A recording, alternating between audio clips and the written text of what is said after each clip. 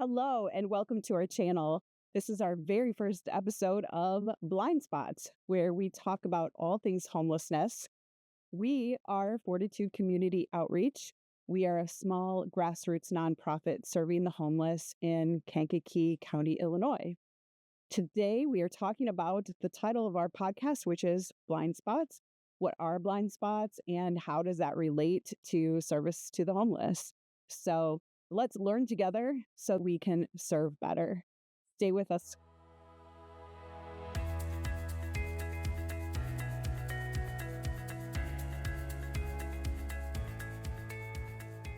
Welcome to our first episode of Blind Spots. You might be wondering why we titled our podcast Blind Spots when we're talking about services to the homeless.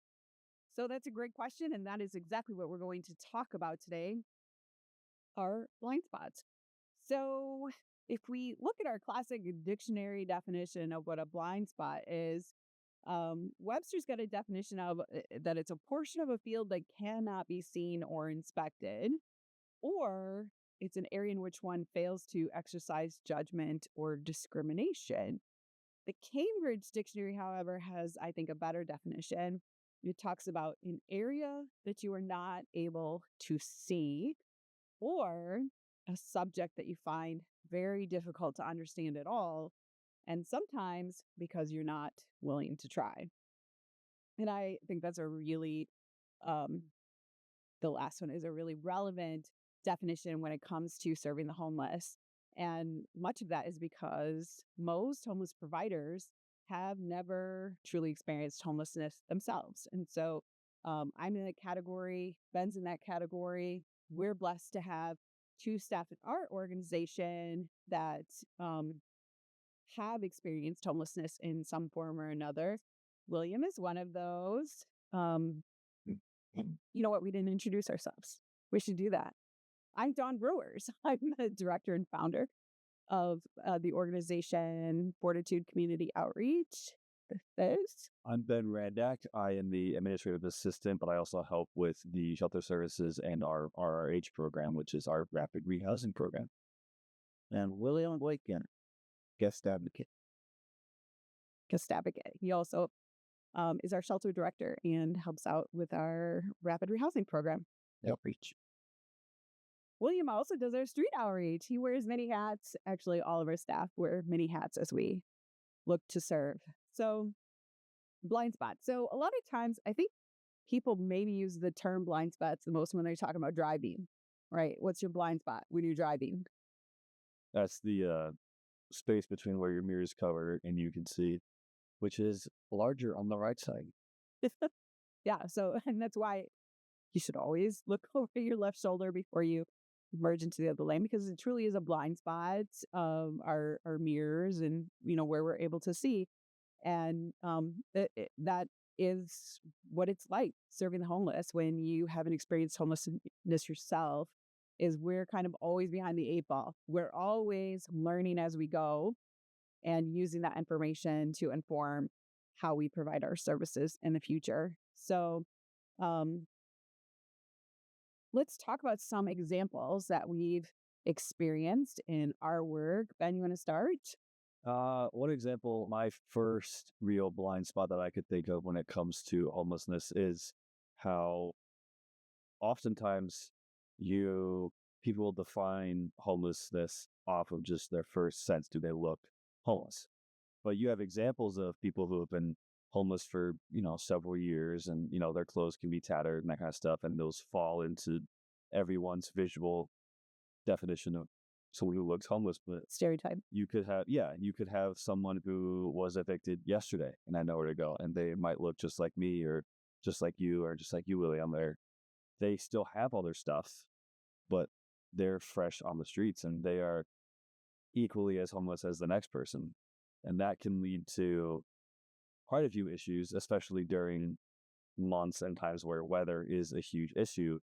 And I was talking about this before, where you have someone who's been homeless for years.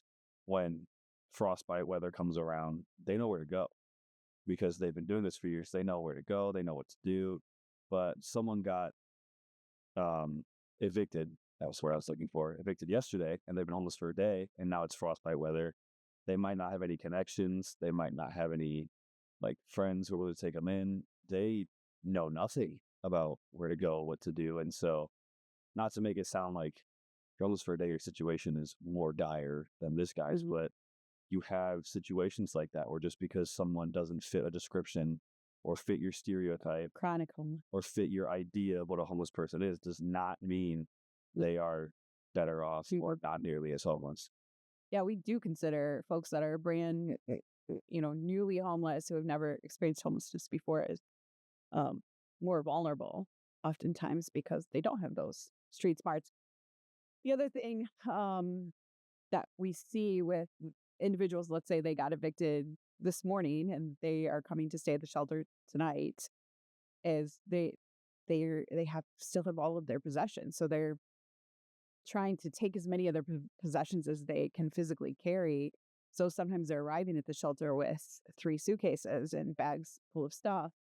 And it's actually quite sad to see them, fairly quickly learning that they can't maintain that. And, they get rid of their stuff. They either pay for storage for their stuff or it gets stolen. So that's kind of sad to watch folks go through when they're newly homeless.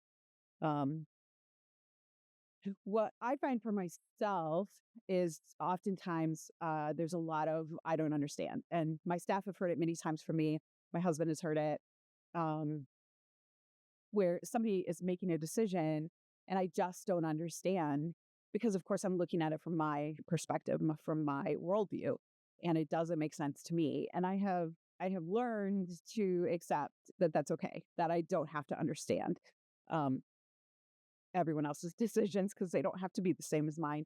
But in terms of trying to help them, it does help to learn why it is that they're making decisions that they're making. One of those big moments for me was when we had a guest staying at our shelter. He had a very, very tattered winter coat in the middle of an Illinois winter. Um, Cotton was hanging out of it, pockets were ripped and hanging down. It was dirty, missing the buttons, zipper broken, everything wrong with it. And we offered him a brand new coat that someone had donated, and we were pretty excited to be able to do that for him. And he would not accept it. And we just could not understand why you would want to keep that tattered coat and not take yourself a new, warmer coat. And as we communicated with him, we found out that in his experience, having a brand new coat would make him a target for potential assault, robbery. Um, he basically would have something that somebody else wanted, and that made him become a target. And so once that was explained, it made perfect sense to me, but I would not have thought that myself. So that's an example that I have. You have an example? Example of blind spots. Yes. So, yeah, I was thinking about the cyclical nature of some of the circumstances that surround people who are experiencing housing insecurity. So a lot of times the person will have been in that situation many times, or a similar situation many times, and even after they're gifted something or have been able to pull themselves out of the situation, somehow they wind up in a similar situation over and over again. So that is something that I've recently noticed that I didn't really notice before. We figured out why. Figure out why. I really just think the reason why is a natural reason, which is that, people are accustomed to what they, whatever they grew up. So, what might be normal for one person might not be normal for another person. So, yeah, that's really what I think it boils down to. What we might see as horrible in an emergency, someone might see as normal. Like someone barely wearing any clothes in the middle of winter. That's how they've always lived, Mhm. you know. sad reality is that a lot of homeless individuals, a major percentage of them, have been in foster care at some point in their childhood.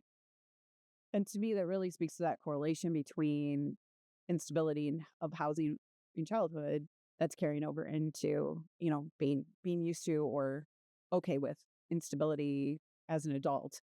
And that always makes me sad when I think of that, because that instability in childhood isn't something that they have control over, and yet it impacts their entire life. I had another example of a real head scratching moment. We had an individual we served quite a while in our homeless shelter, and was with us in the winter. We gave him a pair of heavy lined, really warm winter boots, and then we were serving him in the summer while he was back on the streets. And our Illinois summers get very hot and very humid, and so we in weekly street outreach would be he'd still be wearing those winter boots in the middle of an Illinois summer, and to the point where they're silver duct taped around the entire boot, and the soles of the boot were actually melting from the heat of the pavement. And every week in street outreach, we'd be offering him a brand new pair of tennis shoes, and he was refusing. And he never would talk about the reasons why he was refusing. And we hated having to see him continue to utilize those winter boots in the middle of summer. The only thing that we could potentially interpret or deduce from that was that his feet were potentially so bad that he either couldn't or didn't want to take the boots off, and just didn't want to share that with us. And that is another sad reality of the homeless. We've had several people that we've worked with lose toes, lose legs. So foot care and frostbite is always a severe issue. So a couple things, maybe you guys have some ideas of why these things are happening, but a lot of people ask, why don't homeless individuals just go to a warm climate so they don't have to deal with the cold? What thoughts do you have on that? Why don't you? That's really my answer. Really, when I say that, like, why are any of us living here? so, so Well, the truth is, you could hop on the Amtrak train and be in Florida today or tomorrow. Um, and if you're homeless here, you'll be homeless there. So why don't people do it?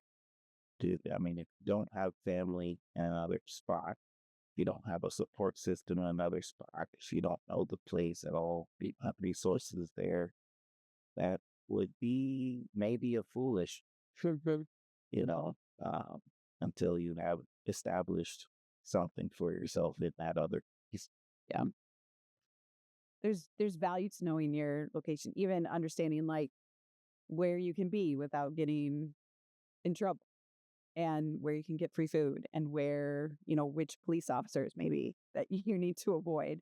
Um, yeah, there's a lot of value in knowing the community that you're in. So it's just not as easy as hopping at the Amtrak and going to another town. There are people who do it, but that is the reason that a lot of folks stay where they're at. Yeah, I've done a lot of personal analysis since I've been here. That's scary. Yeah, no, it's just like, I'm, self-examination. Uh, because I was in a situation that can be considered homeless. And I think it's just, I mean, I've always had a huge social network. I've always known a ton of people. I've always been more of salesperson type, and I've had a lot of friends who are marketers and salespeople, and every one of them would just pick up and go, yeah. So they're the type of person that's more likely to be wind up in that situation because for some reason there's something missing in our brain that tells us caution, caution. You're trying to sell five, but I couldn't cover with it. And I'm the opposite. I don't like change, and I am happy to stay in my same house forever. Okay, another question. There are homeless individuals, not so much here, but in larger cities, you see a lot of homeless individuals who have dogs, which often prevents them from getting into a homeless shelter. So why have a dog if it prevents you from getting shelter? Ben, thoughts? Listen, I'm the wrong person. That's like, if I got the option of shelter or dog, I'm taking the dog. Why? Some people, it could be like their family kicked them out and it was their dog. Like, I have a lovely angel of a cat, and if I got kicked out, that cat comes with me. Yeah. It's a lot of people don't want to take care of somebody else's cat while they find a home, Mhm. or dog, or goldfish, whatever it is you've got going on. For some people, it's like that dog, it's like their last year or two, and they don't want to cut it short. They want as much time with that dog as possible before the dog goes, even if that time is, hardship. Mhm. Yeah, sometimes it's just a companion for the loneliness. Company, or it's a guard. Right. Right. Yes. For a lot of people, it's safety. It's nobody's gonna mess with them if they have a dog. And so again, once you know those things, it does make more sense to you. Um, so there's a lot of people that say serving the homeless is easy. It's easy. Just get them houses or just let's say, yeah. Oh yeah, it's easy. Just get a house. um, so why is it harder than people generally think it is? Just the tiny things, Like, little things. A conversation I had yesterday with someone on the phone is, you don't have an ID, you can't get into like 90% of shelters. mhm, And for someone who's on the street and is desperate, that seems like a thing that's like, well, why? I could literally die out here. But on the more official and, company oriented side, it's because you have to make sure they aren't registered offender, and you need an ID to do that. So both sides kind of, on the side of the homeless person, it's like, dog, I just don't want to die today. mhm. Can I please get in? I know I don't have an ID, I'll get it. But on our side, not our, but on the company side, Any organization. yeah, If you're serving women and children, yeah, like, we can't have a registered offender. we have to do this. Well, not legally, but just for safety's sake. You get what I'm saying? For safety's sake, our policy is that we can't serve offenders because we have children. And so those are the tough decisions that you have to make, that sometimes you can't serve everyone for particular reasons. NIMBY is another reason. Yep. What's NIMBY? Not in my backyard. Yeah. So just in terms of where you can provide homeless services, whether that's where you set up a homeless shelter or where you do street outreach. We were just talking about that. Homeless shelter, halfway house, anything of that nature, generally want to exist. But not here. Not wherever you are, right? Yes. On it right next to places where I'm sure. Yeah. Yes. And we hear that all the time. We love what you guys are doing, but even with our street outreach bus, just going around town, stopping places where homeless individuals can come and get items and services from the bus.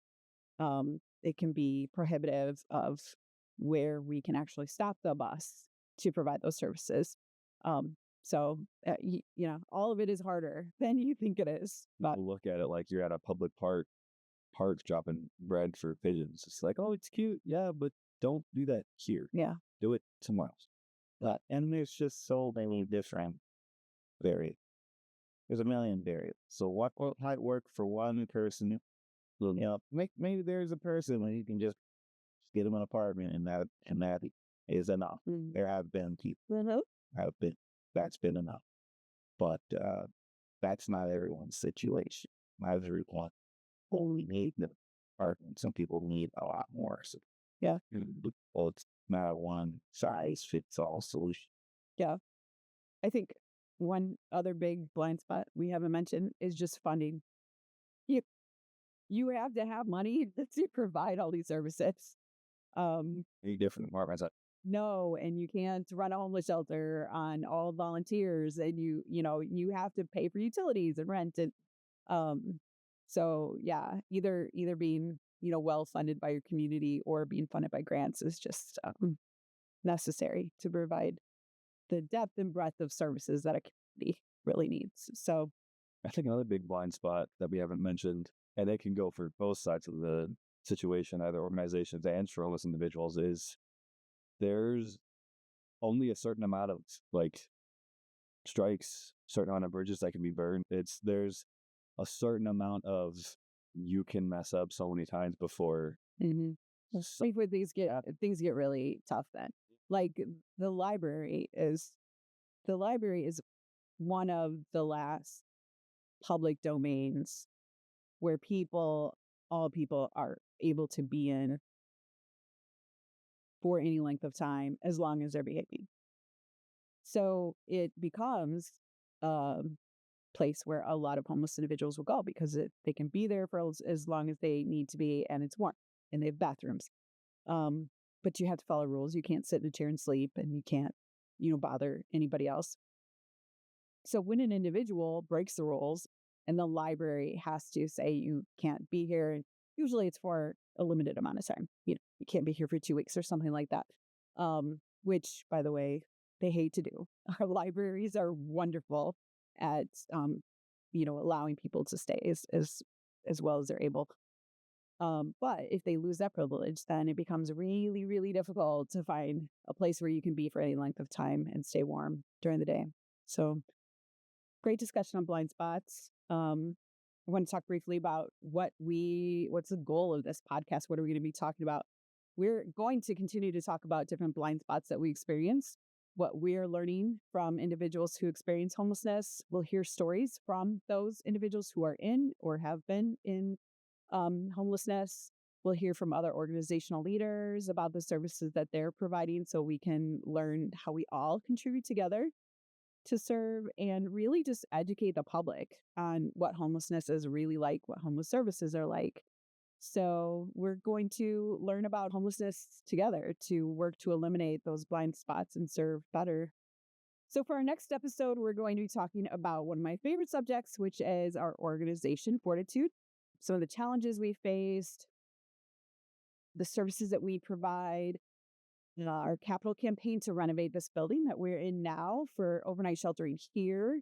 And so if you're interested in learning more about our organization or our capital campaign, this is from our capital campaign.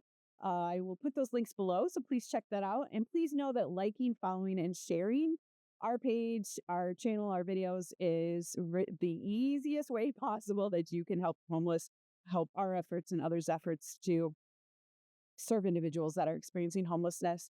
And it will also notify you when we post our next video. So thank you to Ben and to William for joining us today and sharing your experience.